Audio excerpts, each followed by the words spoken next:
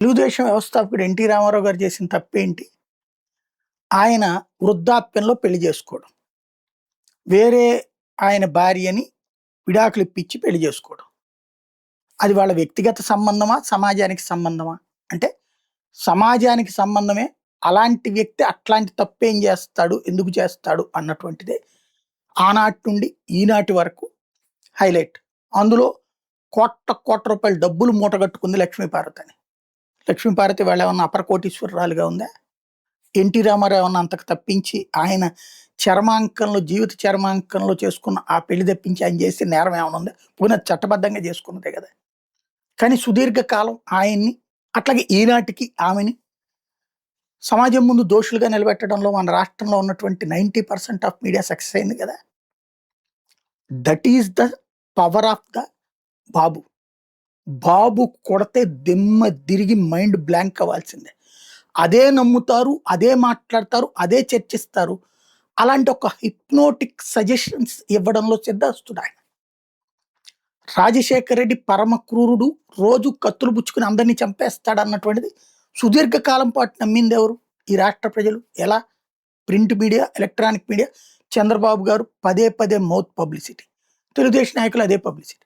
మరి అదే రాజశేఖర రెడ్డి ముఖ్యమంత్రిగా 6 సంవత్సరాలు చేశాడు.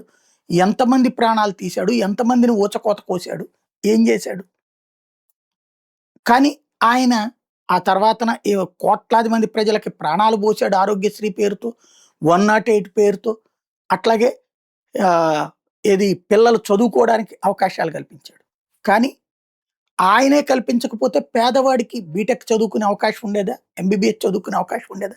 అంతకుముందు చంద్రబాబు గారు అదే విద్యని, అదే వైద్యాన్ని ప్రైవేటీకరించి, కార్పొరేట్ విద్యను చదువుకోకపోతే మీరెందుకు పనికిరారన్నటువంటి సిచ్యువేషన్ క్రియేట్ చేసి మధ్యతరగతి పేదలకి ఆ విద్యకి దూరం చేస్తే, ఆ విద్యని అదే పేద మధ్యతరగతికి అందించింది రాజశేఖర రెడ్డి. కానీ ఇప్పటికీ రాజశేఖర రెడ్డి అంటే క్రూరుడు అని పదే చెప్తున్నారు కదా.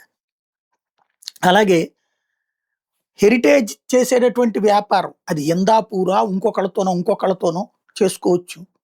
కానీ అదే హెరిటేజ్ లేకపోతే అదే వ్యాపారానికి సంబంధించినటువంటిది దాంట్లో అనవసరంగా మా వ్యాపారంలో జోక్యం చేసుకున్నారు, మా వ్యాపారంలో తప్పుడు ప్రచారం. మరి అదే జగన్మోహన్ రెడ్డి వ్యాపారాల్లో పెట్టుబడులు పెడితే నేరమైందే. ఇక్కడ ఎలా కావాలి అంటే అవతల వాళ్ళు చంద్రబాబు గారిని ద్వేషించేవాళ్ళు, దూషించేవాళ్ళు కాదు వీళ్ళందరూ. ఎవడి రాజకీయం వాడు చేసుకునే వాళ్ళందరూ దుర్మార్గులు ఆంధ్రప్రదేశ్లో. అదే సమయంలో చంద్రబాబు గారు కరెక్టు. ఆయన ఇప్పుడు ఎన్టీ రామారావు గారు కరెక్ట్ అన్నారు కాబట్టి కరెక్ట్. మోడీ గారు కరెక్ట్ అన్నారు కాబట్టి కరెక్ట్. పవన్ కళ్యాణ్ కరెక్ట్ అన్నారు కాబట్టి కరెక్ట్.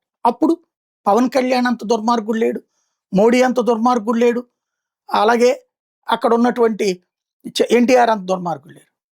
అదే రాజశేఖర రెడ్డి ఎప్పటికీ దుర్మార్గుడే, జగన్ ఎప్పటికీ దుర్మార్గుడే.